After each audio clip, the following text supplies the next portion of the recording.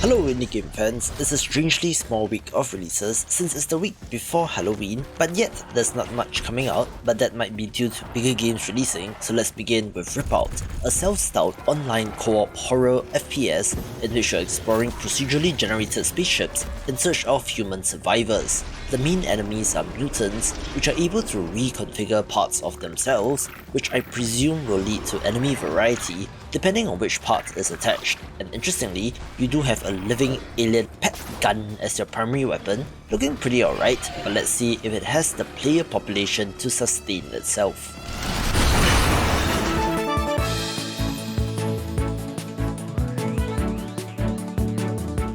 Switching gears rather abruptly, it's a game on the other end of the spectrum when it comes to vibes and visuals in BattleCakes, a turn-based RPG in which living cupcakes take center stage as they adventure through the world.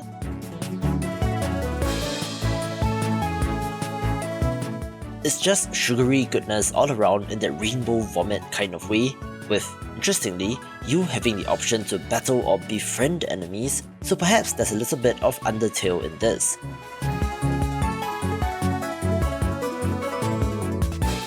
This has been on my watch list for quite a while, and I suppose it's also apt for the season, given that it's a form of sweets and candy. I thought that the presentation for this game is kind of strange, especially with how it is described on the Steam store page, but that is probably intentional since 3 minutes to 8 is a pixel art time loop adventure game in which our protagonist will die at precisely 7:57 PM. So it's up to you to figure out why and if you can do anything to stop it. It speaks of each run being unique, with randomized elements and unique events, having a strange, glitchy aesthetic as well, which might signal simulation theory, so it is certainly a curiosity. Hey, if you made it this far, subscribe to my weekly newsletter to keep on top of all things indie games, link in the description below.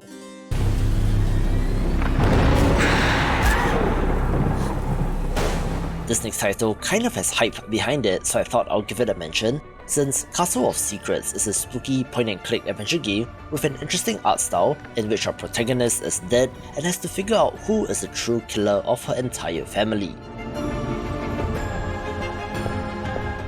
The description on the Steam store page is a little oddly written as well, but as far as I can tell, it's a story about a cursed family and figuring out who or what caused their death, and while horror adjacent, it's more of a grimdark fairy tale and could be interesting.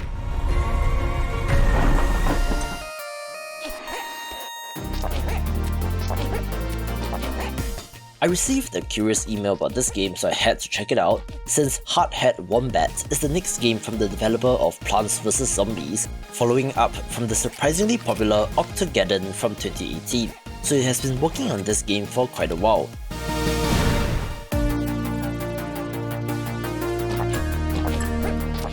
It's a puzzle platformer with construction elements in which you're using blocks of poo as the base material in order to get to the end of the level, looking kind of weird, but the pedigree speaks for itself.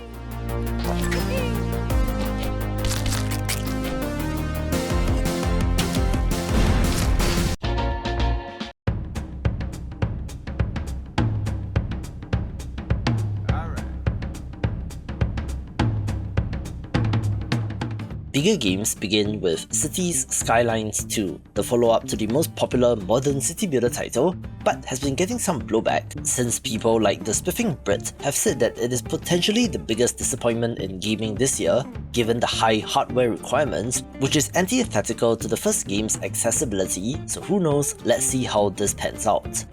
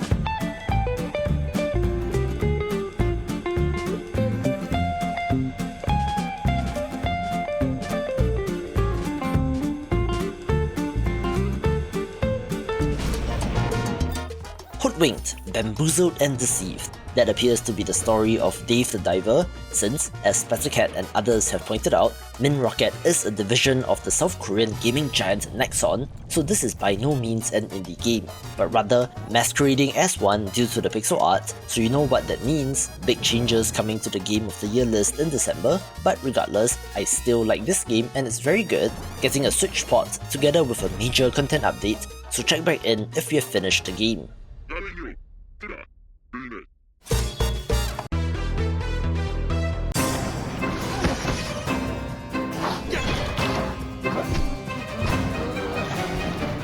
Smaller games begin with Heroes of Drakemire, a classically designed turn-based RPG in a fantasy world in which your party of adventurers fight to determine the fate of the world, with 6 playable characters and classic turn-based combat with some impressive looking attacks and abilities.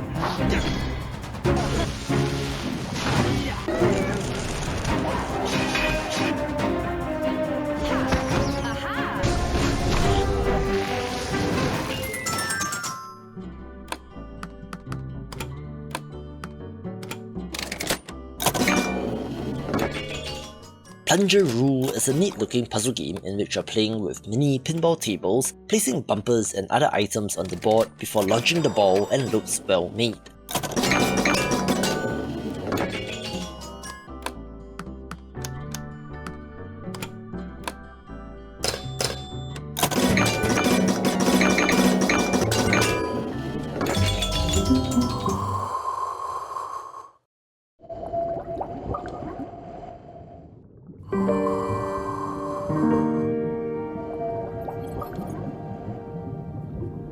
Control, this is Sierra Echo 1.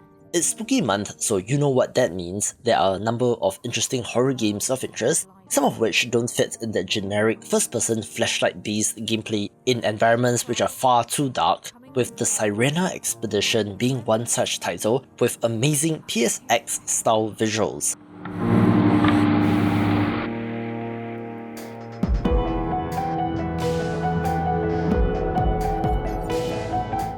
It's a platformer title all about exploring an underwater facility with strange, perhaps cosmic horror-ish elements, and looks good.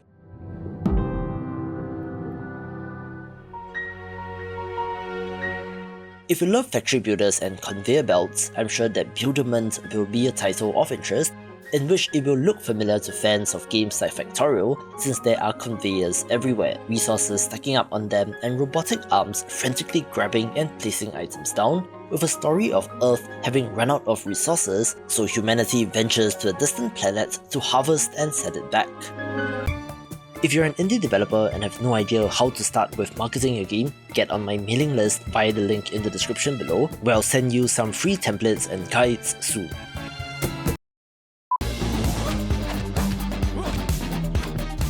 The top 3 is fairly impressive if I do say so myself, so let's get started with Vengeance of Mr. Peppermint, a 2D beat-em-up title that takes inspiration from Korean cinema, which is interesting, and there's something about this game that I cannot quite put my finger on, but it does really seem to have nailed its inspiration from the couple of Korean action movies that I've watched, as well as the many that I caught glimpses of when my wife was watching.